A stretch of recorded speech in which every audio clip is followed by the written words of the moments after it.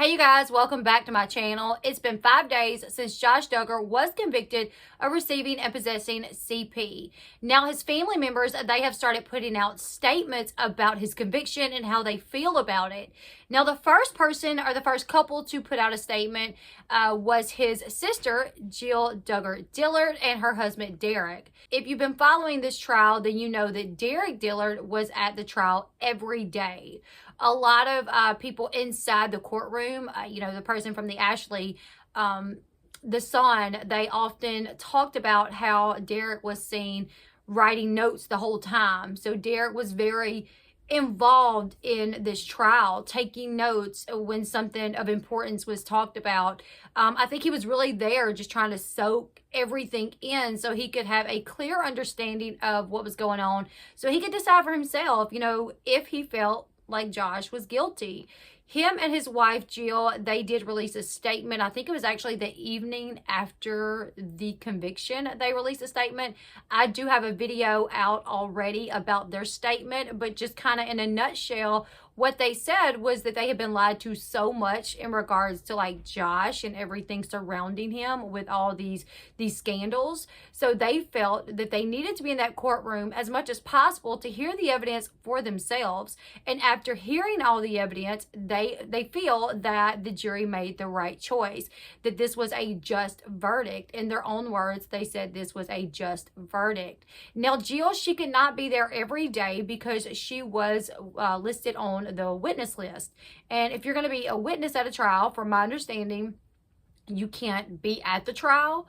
But after the prosecution rests, I think it was like the first day that the defense started with their case, she showed up with Derek at trial. But if memory serves me correct, she was only there for 1 day, which I can't imagine how, mentally exhausting or just hard it would be on her as a victim of Josh, as a sister to Josh, to sit in that courtroom and hear everything that he's being accused and now we know was in fact doing on that computer, the things that he was looking at, knowing, that he has kids, that she has kids, and the things that he's done to her. So if memory serves me correct, she was only there 1 day. And that, it very well could be that that's all that she could take, or that's all that she needed to know that Josh was guilty. Now, after they put out their statement in the days following, Ginger and her husband, Jeremy, they released a statement. Austin and his wife, Joanna, they released a statement.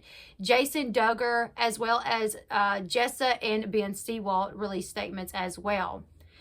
Now, Austin, he was at the trial every day too. His wife, Joanna, she was there almost every day, with the exception of just a couple days she did not show up. They shared identical statements this past Sunday on their Instagram stories. Like Jill and Derek, they noted that they chose to be in the courtroom so they could hear the evidence for themselves and, just hear the facts so they could come up with their own conclusion on if they felt that Josh was in fact guilty. Their statement reads, "Over the last year, as you can imagine, there have been a lot of unanswered questions in our minds regarding Josh. We were able to sit through the trial to hear the evidence for ourselves. We agree with the judicial system's verdict, and we are thankful for the men and women who work tirelessly to protect children and help protect CSAM. Our heart breaks for all CSAM victims. We are praying for Anna and her children." Now, after that, Ginger and her husband, Jeremy, they shared matching statements on their Instagram story as well. Their statements read as follows: "As we are processing this week's events, several thoughts have come to mind that we feel are important to share. We are saddened for the victims of horrific CA. We are also saddened for Josh's family, his wife, and precious children. We are saddened for the dishonor that this brought upon Christ's name.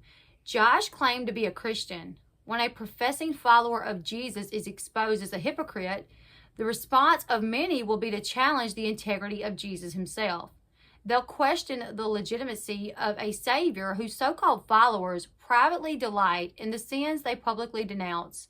This is why the Apostle Paul told religious hypocrites that the name of God is blasphemed among the Gentiles because of you. For Josh, we fear for his soul. Yet amidst our sadness, there is gratitude. We are grateful that God is a God of justice who cares for the innocent and the helpless.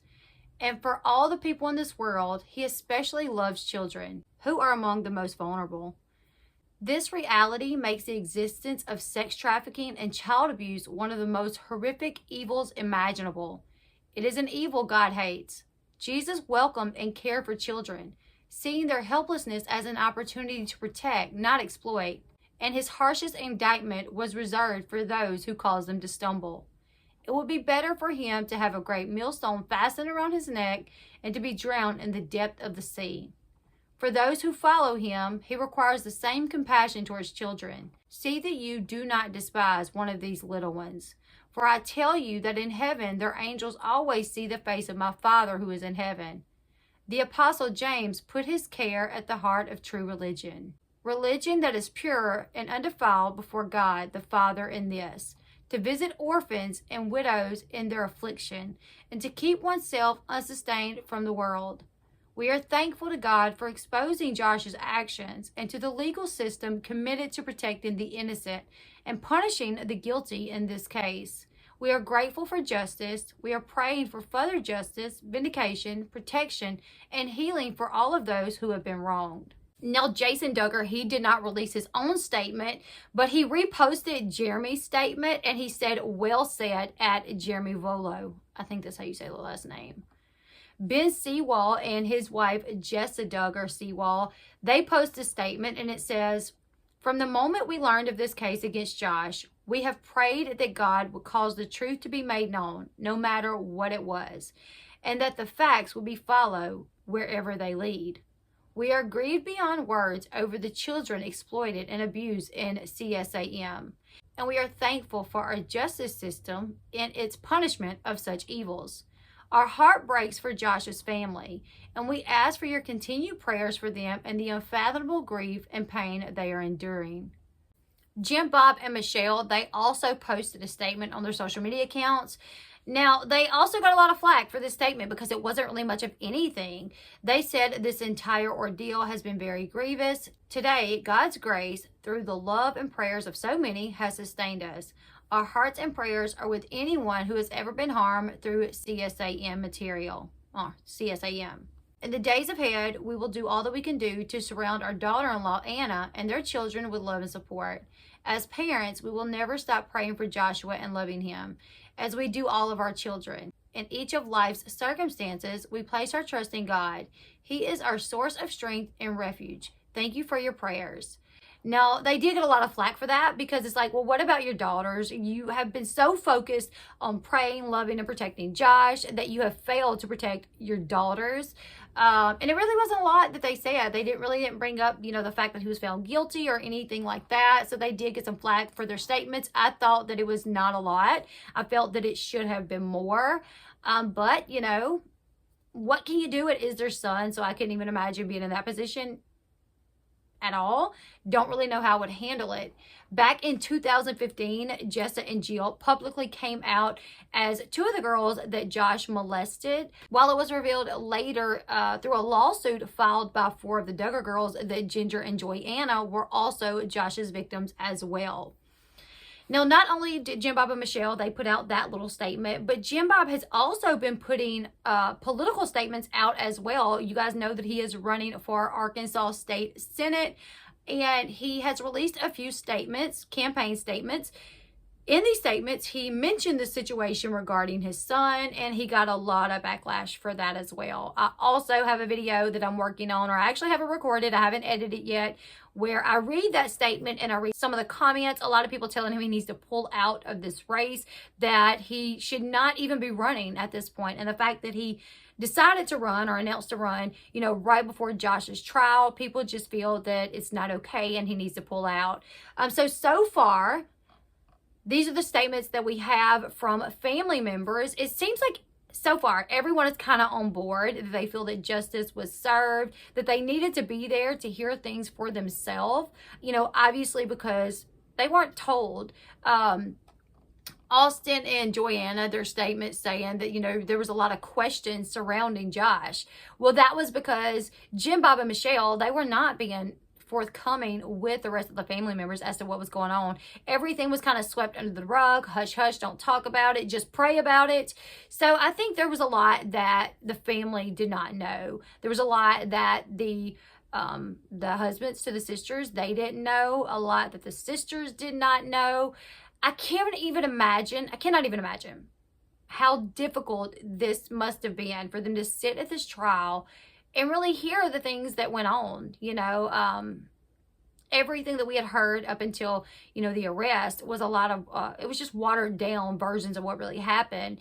Josh, he touched over the clothes. He felt bad, so he told on himself. None of that is what actually happened. It was a one-time incident. No, this happened over the period that we know of for like 3 years. That's been verified. Josh admitted that later on, is for 3 years, he was doing this to his sisters. It was not just over the clothes. It was under the clothes as well.